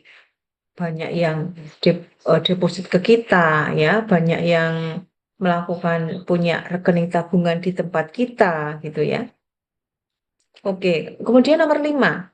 Apa pengertian lending dalam perbankan dan jenis-jenis kredit bank? Silakan nomor absen 5. Saya, Bu. Iya, silakan. Baik, apa pengertian lending dalam perbankan? Yaitu memberikan pinjaman atau kredit yang dilakukan oleh bank kepada pihak lain, baik itu perorangan, badan usaha, maupun institusi dengan syarat ketentuan tertentu. Tujuannya adalah untuk memperoleh imbal hasil bunga atas dana yang dipinjamkan. Kegiatan ini merupakan salah satu fungsi utama bank dalam menyalurkan dana dari pihak yang kelebihan dana. Dan lalu jenis-jenis kredit bank yaitu berdasarkan tujuan penggunaan, lalu yang kedua berdasarkan jangka waktu, dan yang ketiga berdasarkan jaminan, dan yang terakhir berdasarkan sektor ekonomi. Satu saja, berdasarkan jaminan. Tadi apa contohnya misalnya? Kalau jaminan itu kredit dengan angunan, Bu, seperti memerlukan jaminan seperti sertifikat rumah, BPKB kendaraan, Ya. deposito, dan lain-lain. Ya, oke. Terima kasih. Sama-sama, Ibu. Ya, lanjut nomor 6. Jelaskan perbedaan kredit investasi dan kredit modal kerja. Silakan. Apa ada ini orangnya? Mas Amar? Tidak ada ya? Oke, kalau gitu langsung masuk di yang nomor 7. Bu, saya absen nomor 5 tadi, Bu Amar. Oh iya, Iya. sebentar. Ini nomor oh iya, nomor 6 sebentar. Nomor 6. Loh, sebetulnya nomor 6 itu Amar kalau di sini ya. Nomor 5 berarti siapa? Ini harusnya kan Alvita ya. Iya, nomor 5 Kak Alvita. Ya, sudah. Gak apa-apa. Sekarang nomor 7. 7 ya berarti ya. Nomor 7 siapa? Saya, Bu. Andre. Ya, oke. Ini pertanyaannya, apa saja risiko yang dihadapi bank dalam kegiatan lending? Lending itu berarti dalam kegiatannya menyalurkan dana. Berarti meminjami dananya. Dan caranya gimana untuk mengelola ini? Silakan. Kegiatan lending atau penyaluran dana merupakan fungsi inti bank yang menguntungkan, tetapi juga sangat berisiko. Risiko yang paling utama adalah risiko kredit, namun risiko likuiditas, suku bunga, operasional hukum. Cara pengelolaan risikonya adalah dengan menerapkan prinsip agar berhati-hati atau prudential banking, melakukan analisis menyeluruh, diversifikasi portofolio, serta pengawasan evaluasi yang berkelanjutan. Ya, Bu. Ya, oke. Jadi nanti ini kita bahas tersendiri untuk resiko bank, terutama dalam kegiatan lending. Minjemin orang itu kan kadang khawatirnya kredit macet ya, tidak membayar. Maka ada kegiatan preventif. Jadi dengan cara melakukan analisa layak atau tidak untuk diberi pinjaman ya. Ada analisa 5C, ada 7P nanti. Oke, berikutnya absen nomor 8. Anda diminta menjelaskan pengertian jasa bank dan memberikan 3 contoh. Jadi ini servisnya. Silakan. Nomor Dia absen Ibu. 8. Jadi jasa bank tersendiri yaitu kegiatan layanan yang diberikan oleh bank kepada nasabah guna memberikan servis terbaik untuk nasabah dengan cara membantu menyelesaikan setiap problem di rekeningnya. Contoh, 1. Melayani dengan sepenuh hati nasabah untuk pembukaan rekening. Yang kedua, membantu transaksi tarik maupun setor tunai nasabah. Yang ketiga, cross-selling kepada nasabah mengenai berbagai produk bank karena mungkin saja dari nasabah membutuhkan salah satu produk bank. Ya, oke, Mbak Dea ya itu tadi ya. Ya, Ibu. Oke. Berikutnya nomor absen 9. Ini kayaknya sudah coba ini aja. Ini ada yang tadi ada sih sebagian yang sudah ditanyakan saat yang tugasan pertama tadi ya. Nah, ini ada pertanyaan, apa sih perbedaan antara jasa bank berbasis transfer? Contohnya yang clearing, inkaso, RTGS ya, real time. Kemudian dengan jasa bank non-transfer, SDB, bank garansi, sama LC. Silakan, nomor 9.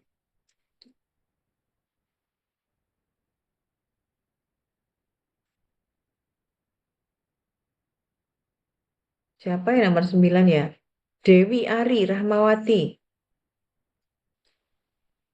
Adakah orangnya?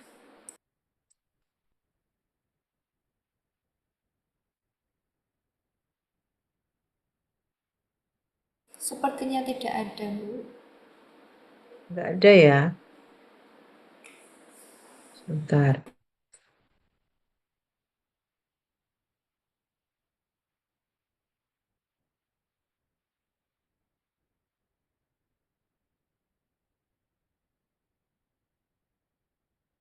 Oke, lanjut di nomor 9 tadi sudah. Sekarang masuk di nomor 10. Nomor 10, siap-siap untuk nomor absen 10. Jelaskan Iya, Ibu. pengertian sistem perbankan di Indonesia serta komponennya. Oke, Silakan Bu. Mas siapa? Iya. Bi Rahman, Ibu. Izin menjawab Iya. nomor 10 untuk pertanyaannya, jelaskan pengertian sistem perbankan di Indonesia serta komponennya. Untuk pengertian sistem perbankan sendiri itu merupakan salah satu dari sistem keuangan yang ada di Indonesia.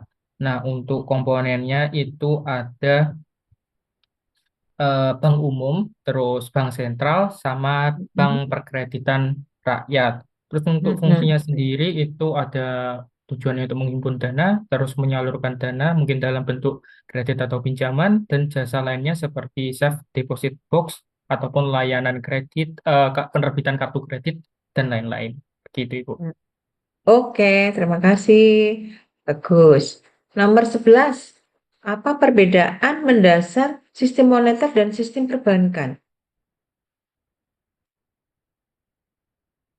Siapa yang nomor 11? Fadio. Ada orangnya? Fadio? Nggak ada ya? Oke, nomor 12. Uraikan peran BI sebagai otoritas moneter dalam menjaga stabilitas sistem keuangan. Oke, ini pertanyaannya singkat tapi ya, Ya, Bu. lengkap. Silakan, Mbak Bank siapa? Umi, Bu. Mbak Umi. Bank Indonesia sebagai otoritas moneter memiliki peran sentral dalam menjaga stabilitas sistem keuangan melalui beberapa fungsi. Yang pertama, menetapkan dan melaksanakan kebijakan moneter. Contohnya, mengendalikan inflasi. Yang kedua, mengatur dan mengawasi bank. Contohnya, menjaga kepercayaan publik. Yang ketiga, mengelola cadangan devisa. Contohnya, Bank Indonesia mengelola cadangan devisa negara untuk menjaga stabilitas nilai tukar rupiah. Ya, oke. Nomor 12. Nomor 13. Apa Saya fungsi Ibu. utama OJK? Iya. Fungsi utama OJK dalam sistem perbankan Indonesia ialah mengatur, mengawasi, dan menjaga stabilitas sistem keuangan, serta memberikan perlindungan terhadap konsumen dan masyarakat. Ya, jadi OJK ini menerima saran ya, atau ada masalah-masalah tentang keuangan. Kalau dulu hanya ada BI ya, BI yang kalau hubungannya sama bank itu hanya BI. Tapi nanti ada penyelewengan ya, itu nanti OJK berwenang terhadap bank-bank yang nakal ya. Kemudian yang nomor 14, gimana peran LPS? Jadi kalau kita punya simpanan di bank, itu Anda kan sering lihat simpanan Anda dijamin oleh LPS. Nah, itu. Silakan yang ingin menjawab nomor 14, nomor absen Saya 14 ini. Bu. Iya, silakan. Eh, jadi bagaimana peran lembaga penjamin simpanan atau LPS itu dalam menjaga kepercayaan itu yang pertama menjamin simpanan nasabah. Dengan itu masyarakat tidak takut kehilangan uangnya kalau ada bank yang bermasalah. Jika ada bank yang bangkrut atau dicabut izin usahanya, LPS mengambil alih proses penyelesaian. Contohnya itu di tahun 2021 beberapa BPR di Jawa dan Sumatera ditutup, tapi nasabah tetap bisa mencairkan simpanan lewat LPS tersebut, Ibu. Oke, bagus. Terima kasih. Lanjut ke nomor 15. Nah, ini ditanyakan apa sih bedanya bank umum sama BPR? Oke, silakan. Adakah orangnya nomor 15? Izin menjawab, Bu. Silakan. Nama? Lintang. Iya, Mbak Lintang, silakan. Perbedaan fungsi bank umum dan bank pengkreditan rakyat. Fungsi bank umum adalah penghimpunan dan penyalur dana masyarakat, yaitu menerima simpanan dan menyalurkan kembali dalam bentuk kredit atau pembiayaan. Kegiatan usaha bank umum adalah menghimpun dana, yaitu menerima simpanan dari masyarakat seperti tabungan, giro, deposito, dan menyalurkan dana, yaitu memberikan kredit atau pembiayaan kepada masyarakat. Sedangkan BPR fungsinya yaitu menghimpun dana dari masyarakat seperti tabungan dan deposito dan menyalurkan kembali dalam bentuk kredit kepada UMKM serta masyarakat di pedesaan. BPR berperan sebagai lembaga keuangan mikro untuk menjangkau masyarakat yang sulit akses ke bank umum, mendukung pemerataan kesempatan berusaha, dan meningkatkan literasi keuangan.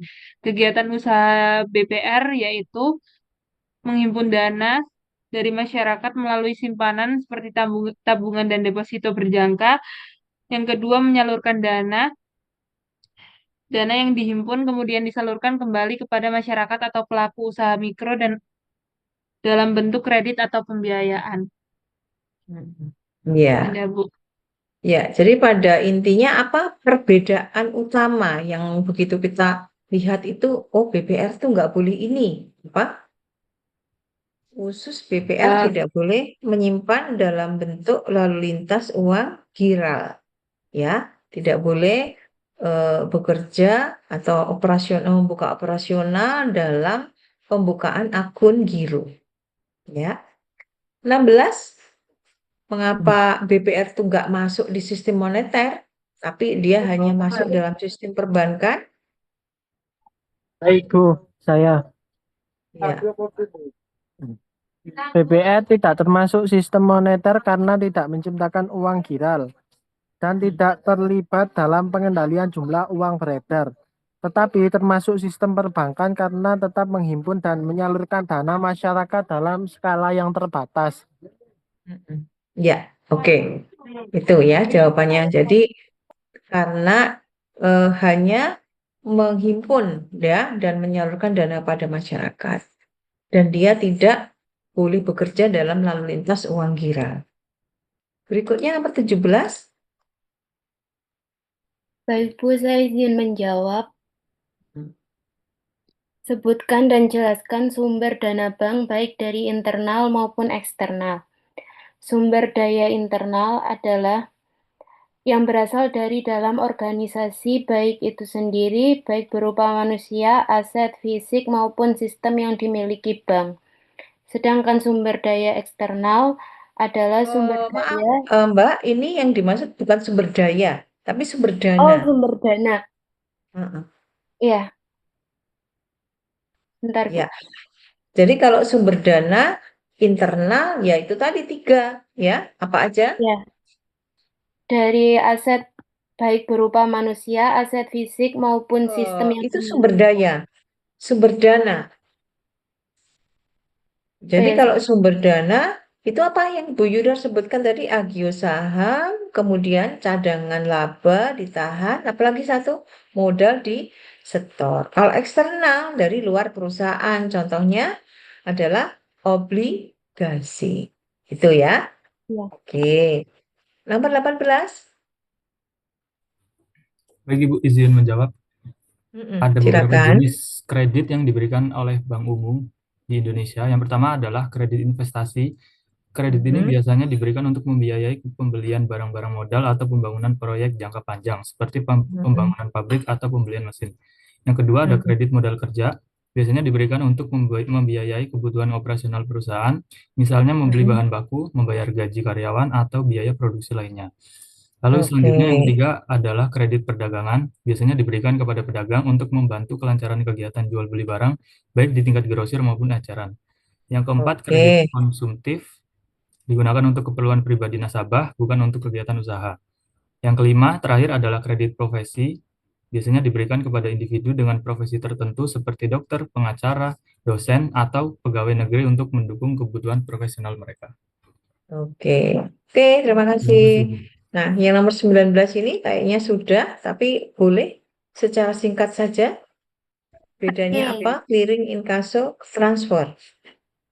Kalau untuk clearing itu pertukaran data atau wakat antar bank, kalau inkaso penagihan dana dari luar daerah, sedangkan transfer pemindahan dana langsung. Kalau untuk wilayahnya sendiri, kalau clearing biasanya dalam satu wilayah Bank Indonesia, kalau inkaso biasanya antar kota atau daerah, sedangkan transfer biasa antar bank dan wilayah. Oke, terima kasih. Nomor 20. Apa dimaksud dengan SDB? Apa manfaatnya? Ada orangnya ini? Tidak ada. Kalau tidak ada, masuk di nomor, iya. Nomor 21. Apa fungsi bank garansi dalam sistem perbankan? Silakan.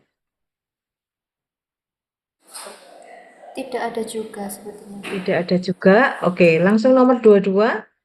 Baik Bu, izin menjawab nomor 22. Silakan. Oke. Jelaskan perbedaan antara bank konvensional dengan bank syariah. Untuk bank syariah tersendiri beroperasi berdasarkan prinsip-prinsip syariah atau hukum Islam, yakni mudharabah, musyarakah, murabahah, ijarah, serta ijarah wa iktina, yang melarang riba, maisir, dan goror. Lalu sedangkan bank konvensional menggunakan sistem bunga dan tidak terikat pada prinsip-prinsip syariah tersebut. Bank syariah tersendiri menerapkan sistem bagi hasil yang dimana keuntungan antara bank dan nasabah dibagi sesuai dengan akad yang disepakati. Lalu bank konvensional menggunakan sistem bunga dalam transaksi keuangan, baik untuk tabungan maupun pinjaman. Untuk secara pengawasan tersendiri, bank syariah diawasi oleh Dewan Syariah Nasional atau DSN, selain oleh OJK, untuk memastikan kepatuhan terhadap prinsip syariah. Untuk bank konvensional diawasi oleh Dewan Komisaris dan Regulasi Otoritas Jasa Keuangan atau OJK. Contoh bank konvensional di Indonesia itu ada Bank Mandiri, Bank BRI, BNI, Oke, serta itu BCA. contohnya ya. Ya. Oke, jadi pada intinya kalau kita membandingkan syariah sama konvensional, yang terkenal kalau konvensional itu adalah pakai bunga, sistem bunga, kalau bank syariah dengan sistem bagi hasil. Oke, nomor 23, silakan secara singkat saja. Apa Bu. agio saham? Yang dimaksud dengan agio saham adalah kelebihan jumlah yang dibayarkan investor saat membeli saham dibandingkan nilai nominal saham tersebut. Pengaruhnya yaitu meningkatnya modal di setor, perbaikan struktur modal, mengurangi ketergantungan pada hutang, dan memberikan fleksibilitas untuk pembiayaan proyek tanpa menambah hutang. Ya, jadi kalau memperbesar agio saham itu berarti kita menghindari hutang ya kepada pihak eksternal. Jadi lebih mendayagunakan modal sendiri. Nomor 24, secara singkat saja siapa? Jelaskan peran perbankan dalam meningkatkan pertumbuhan ekonomi nasional. Nah, yang menarik ini. Tidak ada, Bu. Tidak ada tapi orangnya ya. Iya. Oke. Nomor 25. Izin menjawab, Bu. Ini apa ini? Hubungan antara kebijakan moneter BI dengan kegiatan perbankan nasional. Oke, menarik juga ini. Hubungan antara kebijakan moneter Bank Indonesia dengan kegiatan perbankan nasional itu erat. Jadi kebijakan moneter BI itu kayak disetir yang mengarahkan kegiatan perbankan agar ekonomi tetap stabil. Eh, Kebijakan moneter BI mempunyai beberapa alat seperti suku bunga, giro wajib minimum, operasi pasar terbuka, dan pengaruh ke perbankan nasional yaitu suku bunga kredit dan simpanan, penyaluran kredit, likuiditas bank, dan stabilitas sistem keuangan. Jadi, kebijakan moneter Bank Indonesia itu punya pengaruh besar terhadap operasional dan keputusan bisnis bank-bank di Indonesia. Gitu, Bu. Ya, oke. Karena ada instrumen-instrumen dan cara ya dalam membuat balancing itu dengan biasanya suku bunga ya. Dan kemudian ada pembatasan-pembatasan nanti akan kita pelajari di bab 3 tentang produk bab 4 ya, produk-produk perbankan. Berikutnya yang terakhir ini sepertinya, adakah ini orangnya nomor 26? Ibu izin Bagaimana? menjawab. Iya, ini tentang mekanisme kredit modal kerja dan manfaatnya bagi dunia usaha. Jadi ngeredit itu ada manfaatnya enggak gitu ya? Ngutang itu ada manfaatnya enggak? Silakan. Baik, Ibu. Jadi mekanisme yang dimulai ini awalnya bisa dimulai dari pengajuan permohonan kredit, kemudian analisis kelayakan oleh bank, tujuan dan penandatanganan perjanjian, hingga sampai pencairan dana atau pengawasan penggunaan kredit. Di sini juga ada manfaatnya di mana bagi dunia usaha yaitu membantu menjaga kelancaran kegiatan operasional, menambah likuiditas, meningkatkan kapasitas produksi, dan juga mendukung pertumbuhan dan perkembangan bisnis. Ya, oke. Jadi untuk kredit ini kalau memang tidak disalurkan ya, uang itu akan mengendap terus di bank. Sehingga saat ini kan memang Menteri Keuangan yang baru itu menggelontorkan uang ya saldo yang ada di rekeningnya BI disalurkan kepada Himbara. Itu kan tujuannya adalah memberikan kredit pada masyarakat sehingga ekonomi bisa berjalan lagi ya, tidak vakum seperti yang saat ini. Gitu ya. Oke, mungkin ada lagi yang ingin disampaikan. Ini Bu, yang nomor 1 mau menjawab. Oh, nomor 1 mau menjawab. Iya. Apa itu pertanyaannya? Ya, Silakan. Bu. Maaf, Funding di ya. jaringan ini. Silakan.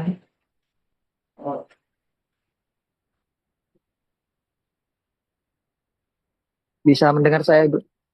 Bisa, silakan.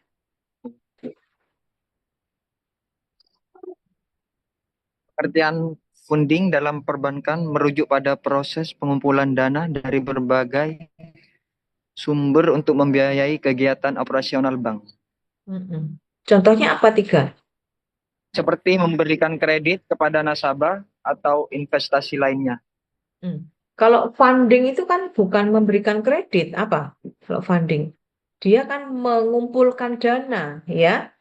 Apa Iya. berarti? Kenapa, Ibu?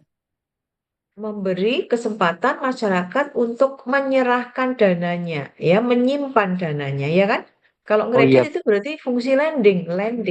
Ini funding nomor 1. Dengan cara apa? Bentuknya, instrumennya adalah Mana, Ibu? Nggak jelas. instrumen untuk funding apa contohnya? Simpanannya, deposito, tabungan, dan giro. Gitu ya. Obligasi. Oke, cukup? Apalagi yang ingin didiskus? Sudah cukup ya? Yang lain? Oke, cukup. Oke, Mbak Desti. Mungkin untuk pertemuan hari ini saya cukupkan sekian dulu. Mudah-mudahan apa yang kita pelajari ini nanti bermanfaat bagi Anda semua. Kalaupun tidak sekarang, mungkin di waktu-waktu yang akan datang. Oke, terima kasih semuanya. Masih join terus sampai jam 21 kurang 10 menit. Saya kembalikan waktunya ke Mbak Desti. Saya akhiri. Wassalamualaikum warahmatullahi wabarakatuh. Waalaikumsalam warahmatullahi Waalaikumsalam warahmatullahi wabarakatuh. Waalaikumsalam. wabarakatuh. Terima kasih Bu Yuniar untuk materinya malam hari ini, dan untuk Bapak Ibu juga terima kasih untuk antusiasnya malam hari ini. Semoga materi hari ini berguna, Ibu. Dan untuk tugas sudah saya share di D-Learning. Untuk link pengumpulannya juga sudah. Untuk terakhir pengumpulannya, batas pengumpulannya kapan, Ibu? Batas pengumpulannya H-1 di minggu depan. Oh, oke, berarti Jadi hari Minggu ya. Iya, Hari Minggu. hari Minggu jam 9 malam gitu, Ibu. Boleh ya. Oke, siap. Nanti saya umumkan juga di grup untuk tugasnya. Dan terima kasih untuk malam hari ini. Jangan lupa mengisi link review perkuliahan malam hari ini. Saya akhiri. Wassalamualaikum warahmatullahi wabarakatuh. Selamat malam Bu Yuniar, selamat malam teman-teman semuanya. Selamat beristirahat. Terima kasih Mbak. Terima kasih semuanya. Terima kasih, Selamat Bu istirahat. Terima kasih Bu Yuniar.